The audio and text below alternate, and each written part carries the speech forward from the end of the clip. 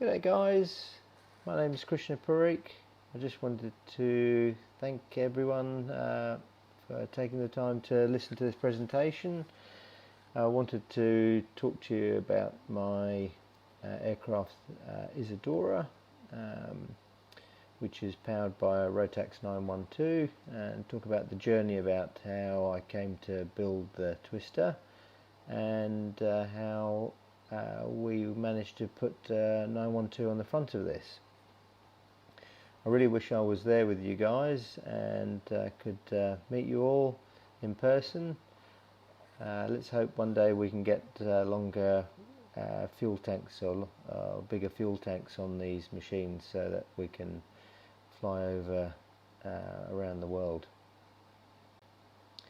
So the plane I built was kit number 10, and the build went from 2012 to about 2022, so it wasn't the quickest build.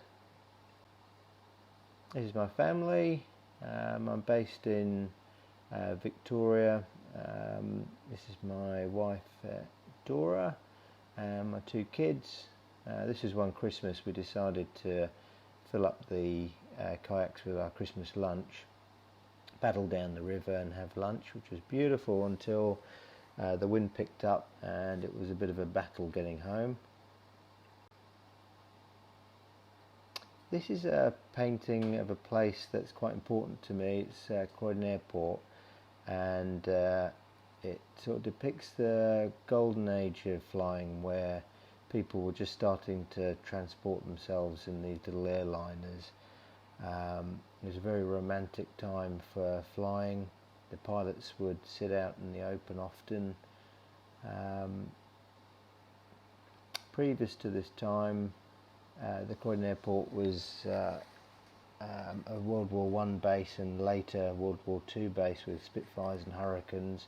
I was born around the corner from this place, and so it became a very important place for me.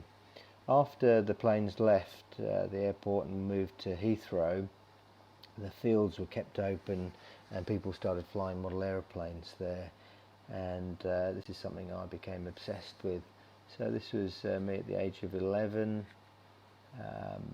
and I didn't do much schoolwork but loved just flying, and my bedroom was in these paintings. These photos during school times. I joined the Royal Air Force Cadets and was lucky enough to get onto a training course on the Bob Vigilant. They said you were going to go solo, but actually they did something called a ghost solo because these Limback engines sometimes stopped, and they sat an instructor next to you with his arms folded, and the idea was he was just to take over if there was an emergency. But that was great fun. And later on I moved to Bristol to study dentistry at Bristol University, and luckily the university had a gliding club and we got to fly K6s, and this is a discus which I managed to fly in Scotland. While I was there in Bristol, I applied for a scholarship via the Air League and was lucky enough to get that, which I used to get my PPL, and later on I got a bursary and managed to get a tailwheel conversion down at the Tiger Club in Headcorn.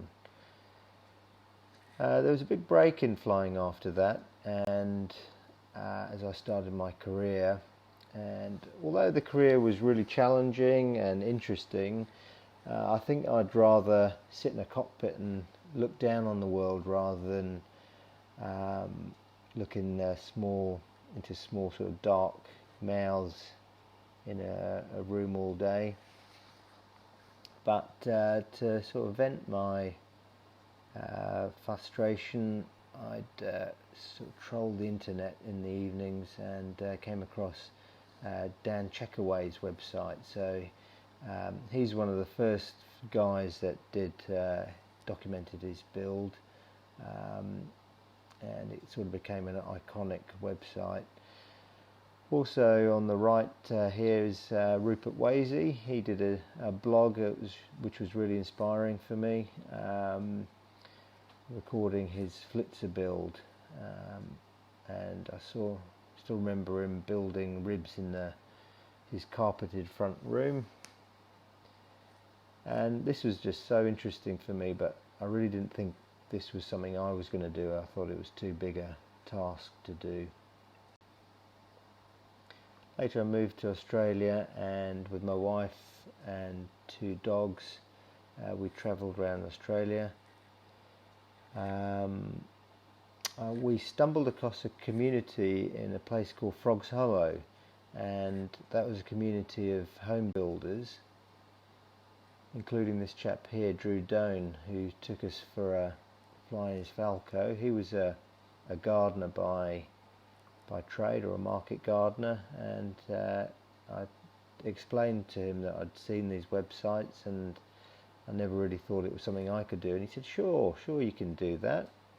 And so it became something that wasn't something that I was just interested in, but something that next I had to work out which plane I was going to build.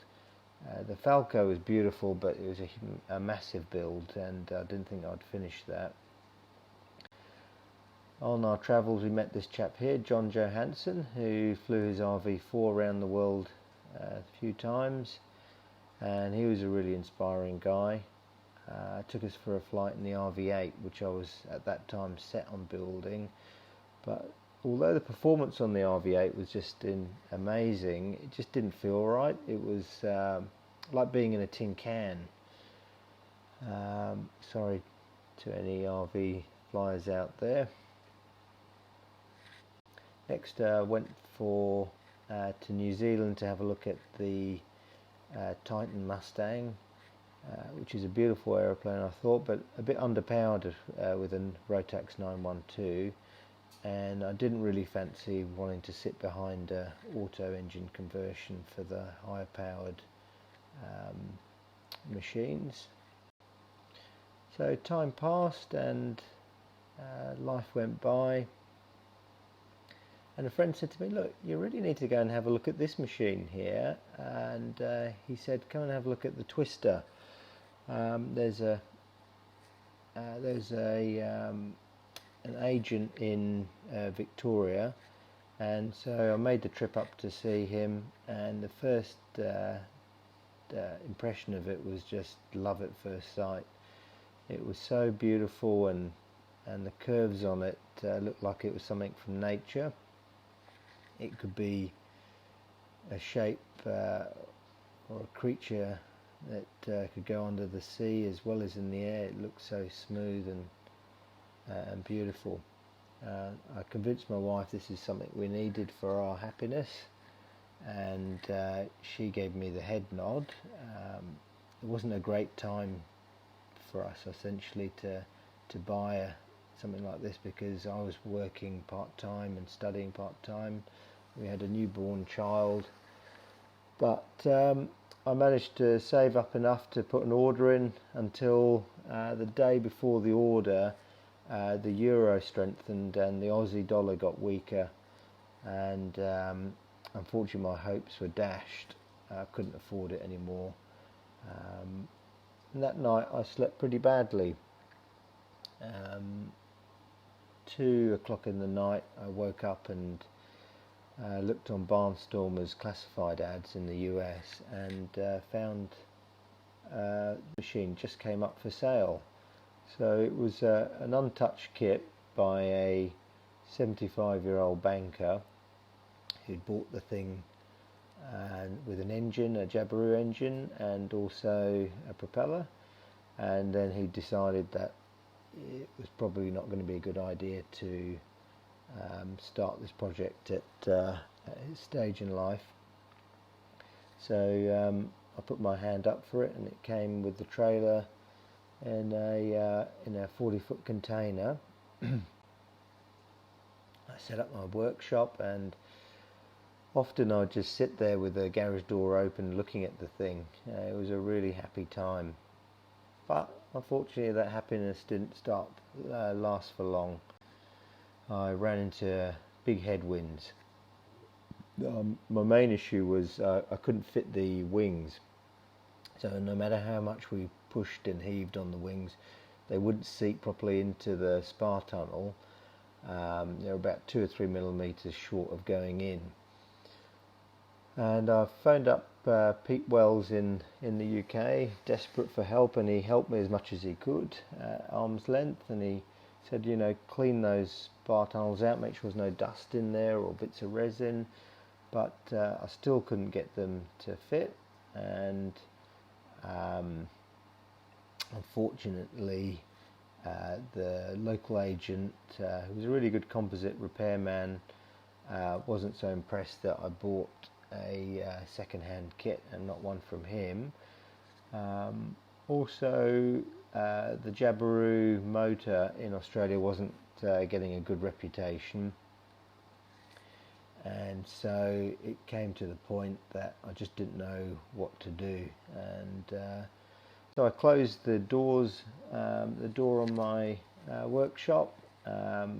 We had a young 2-year-old and a newborn, a new business, and there was just too much going on to deal with these problems.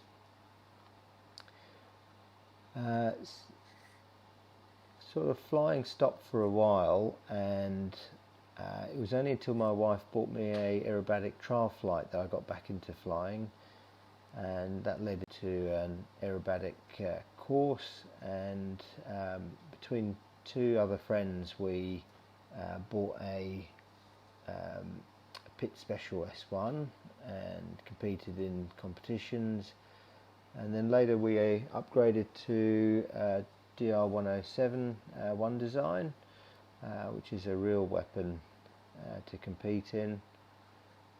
We worked our way through the categories. It was really amazing flying.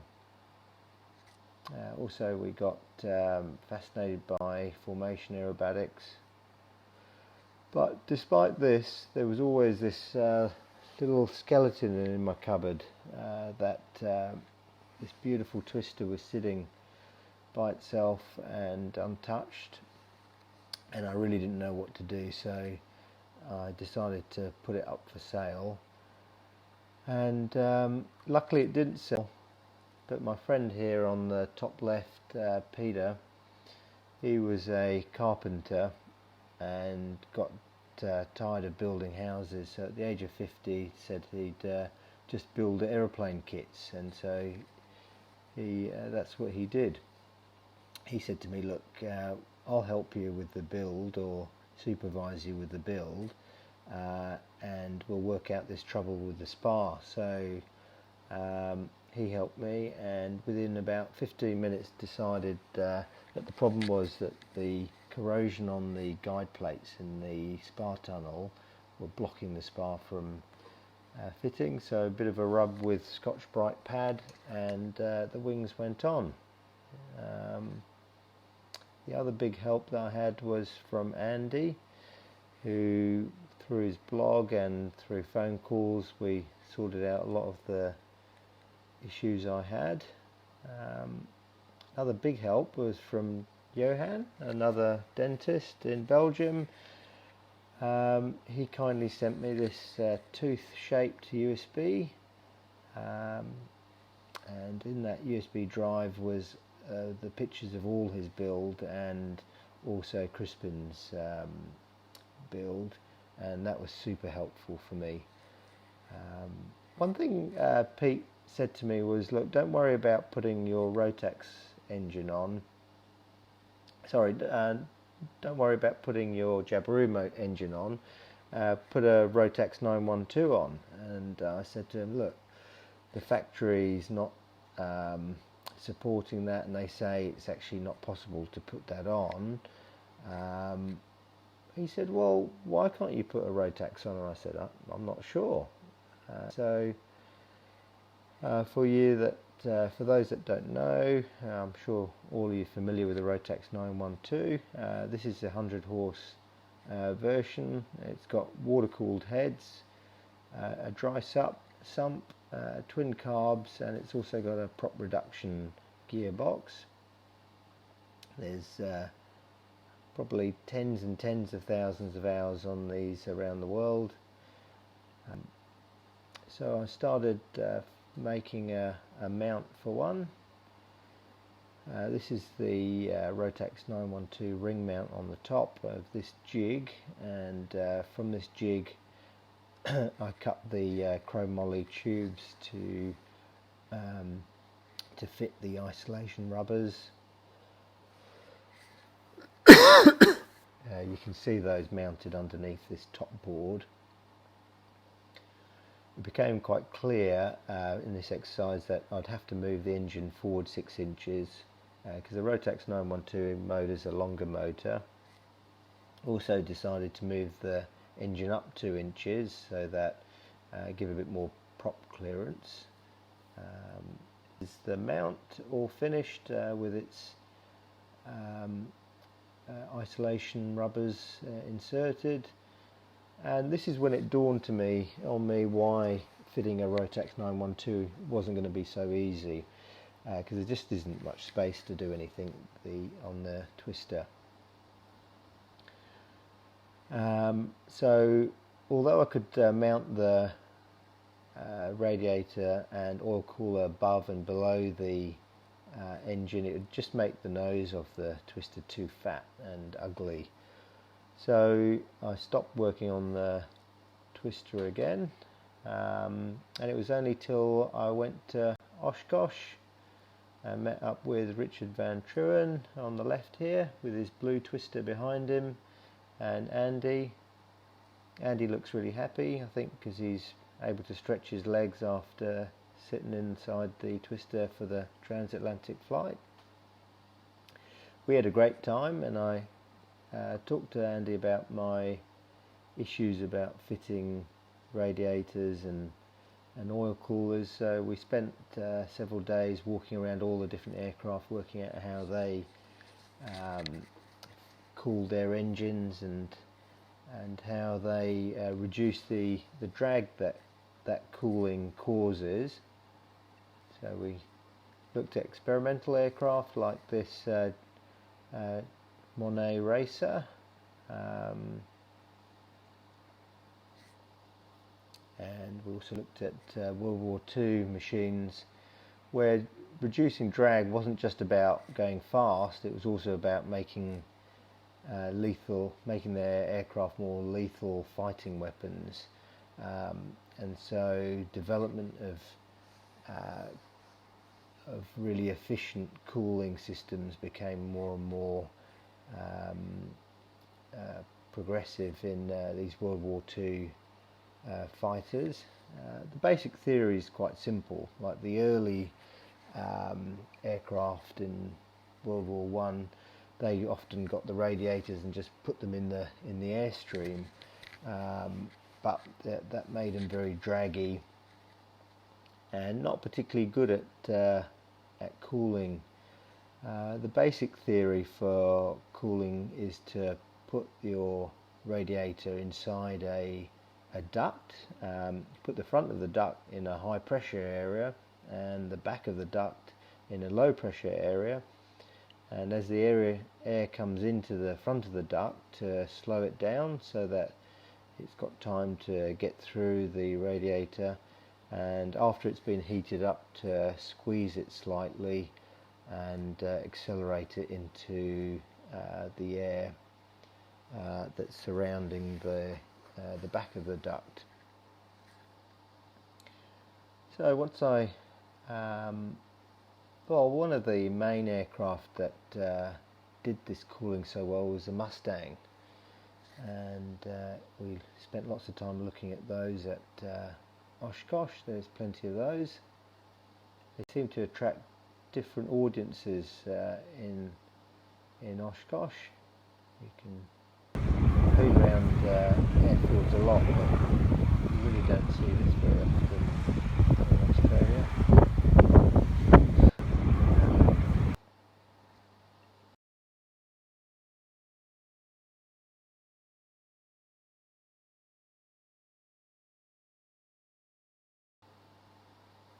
So when I'm back in Australia, we decided to or I decided to mount the radiator behind the engine. That's probably the only place I could mount it.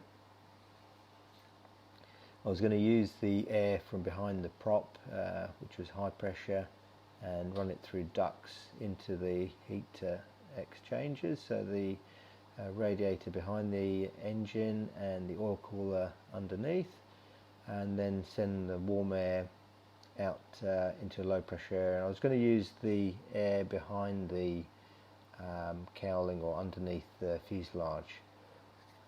So you can see I've mounted the radiator probably in the only spot I could fit it, and that's behind the engine and it's sitting flat there. So somehow I have to coax the air around the corner into this. So I started making some plugs to turn the air around, and this is the oil cooler mounted underneath the engine, and that's the plug for the ducting work. A lot of this work was done during winter, and so I put it in front of the fire to post cure. These are with the ducts installed, or part of the ducts. Now I've got to make another duct on the top for the radiator. That's got to be removable, but I didn't quite know how to do that yet. So I thought I'd work on the prop next. Now this prop was a Hercules prop that Rupert Wasey made for me. So he was a chap who made the Flitzer, and he started this company off to making these Hercules props. And this particular prop, which was custom made for the Twister and the 912, raised a few eyebrows with Peter, my friend, and also Andy, who just thought that the pitch on the thing and the diameter was just outrageous. So, you know, I didn't know any better, so I thought, right, let's have a read through and see what Rotax say. And they said, well, you need to check and make sure that the prop isn't too heavy and there's not too much inertia in the prop, because the gearbox doesn't like that. So they set out a test that you have to do. So you suspend the prop and from strings and a preset length bar mounted to the back of the prop, and you make it swing. And the frequency of that swinging you can put into a formula, and it can tell you whether you're a go or a no-go according to Rotax. And luckily this was fine, it came within the normal realms.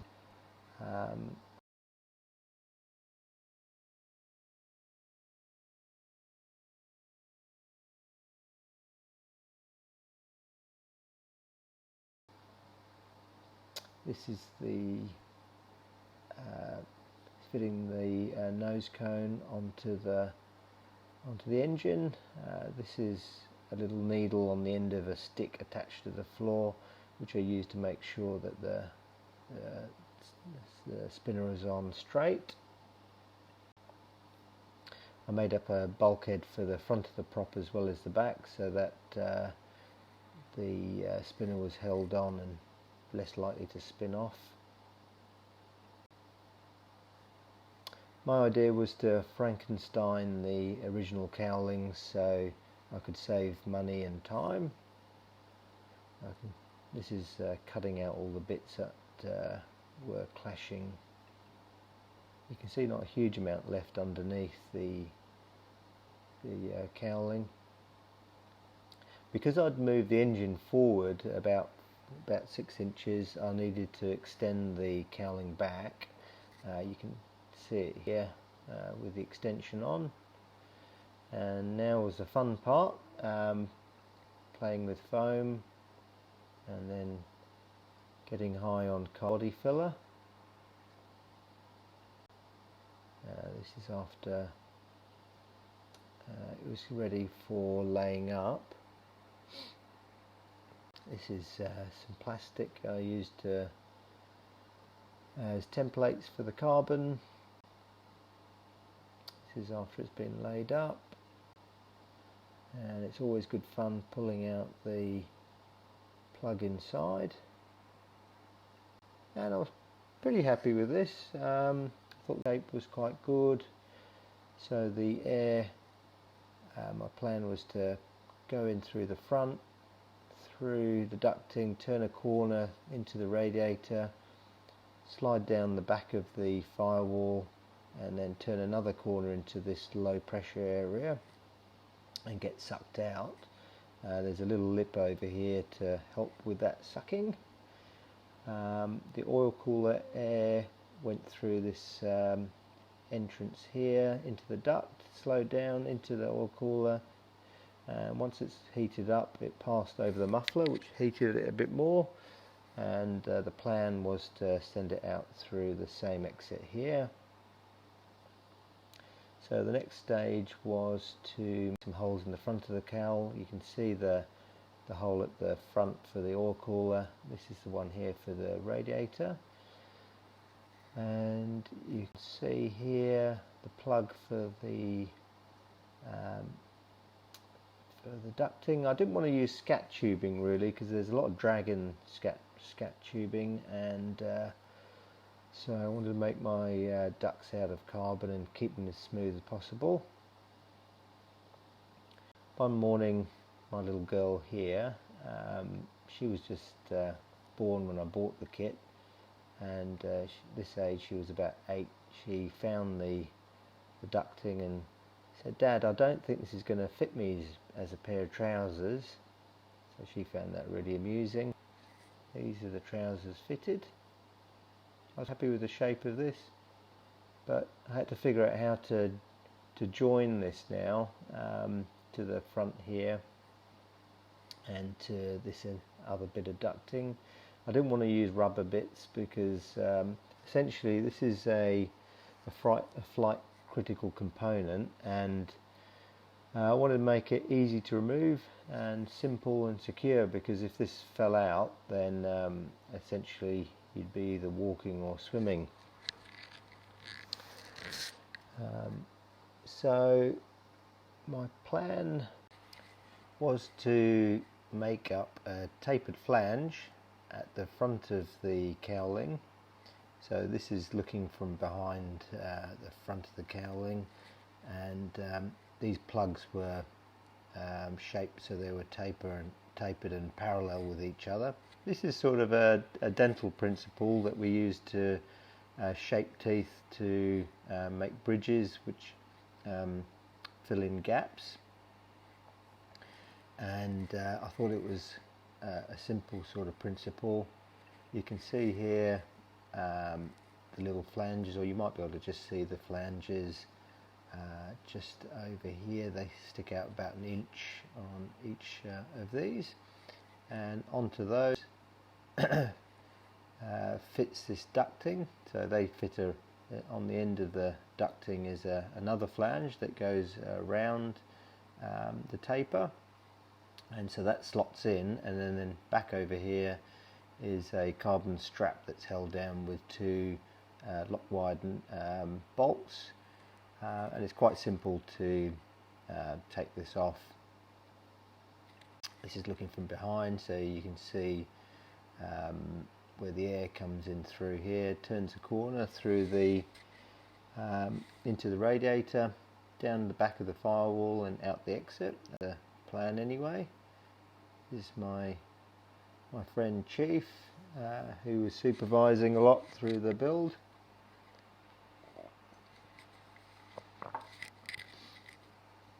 The back of the firewall has a little lip around the bottom of it, and to smooth that out so it's kinder to the cooling air passing, I made this little glass fibre fairing,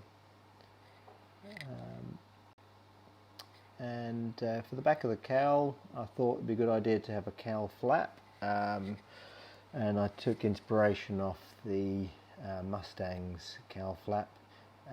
That's the Mustang's cowl flap's in-flight adjustable. I wanted mine just to be ground adjustable to reduce the pilot workload.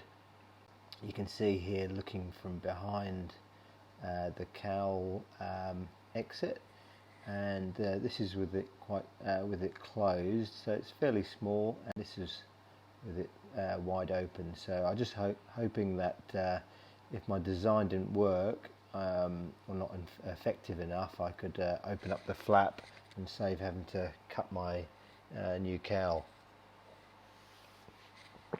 You can see it here after it was built, so I think it looks fairly streamlined here.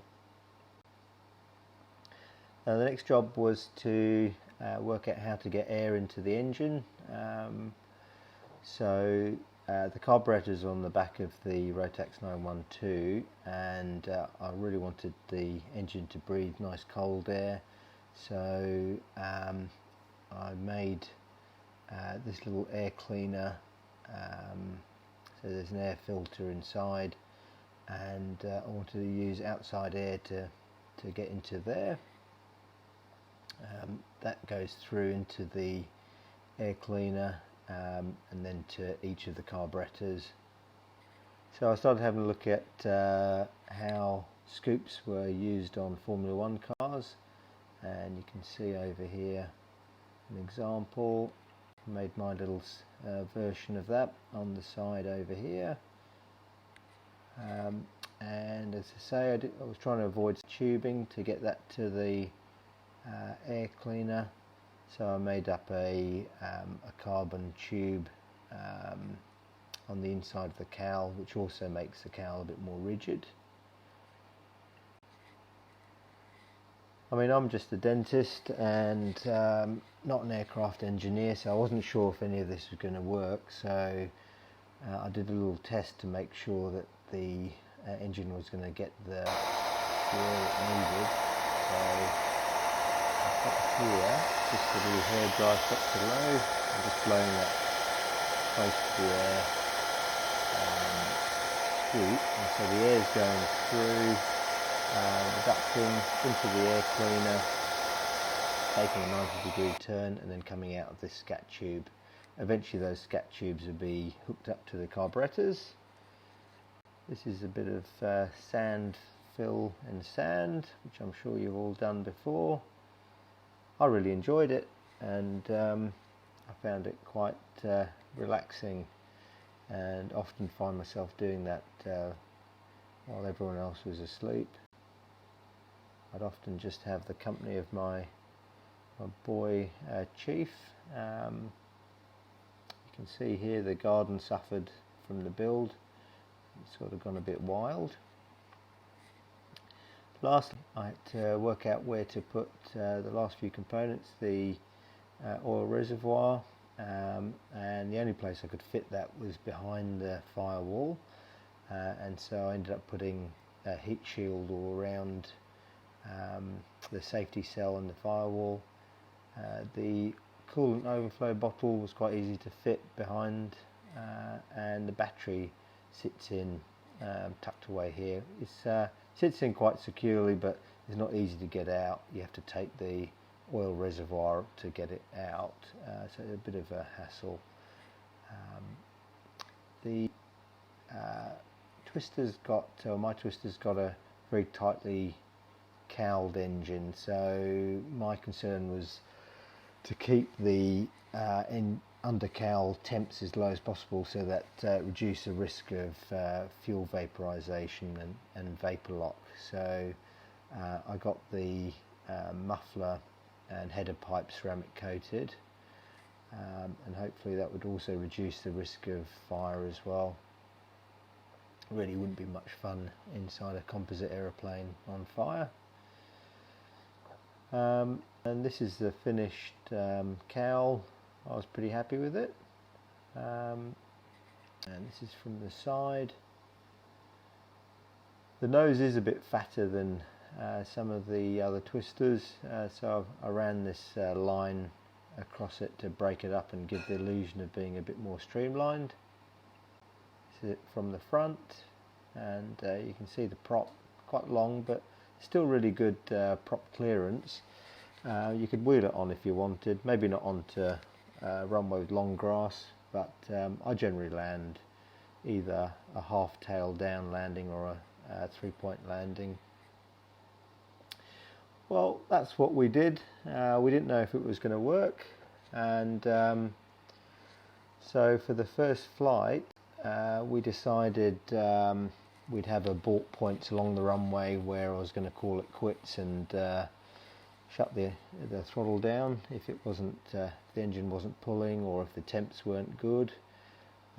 We did it on a day with a bit of a headwind. This is some of the first few flights.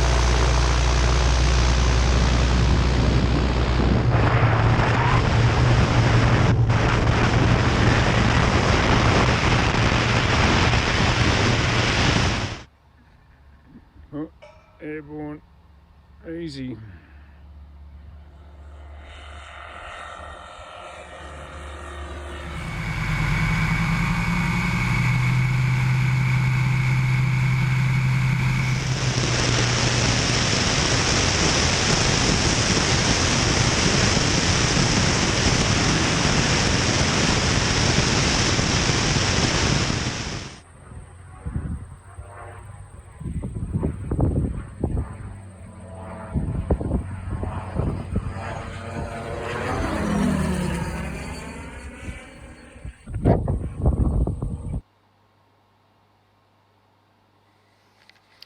Yeah, that last one was just a runway inspection.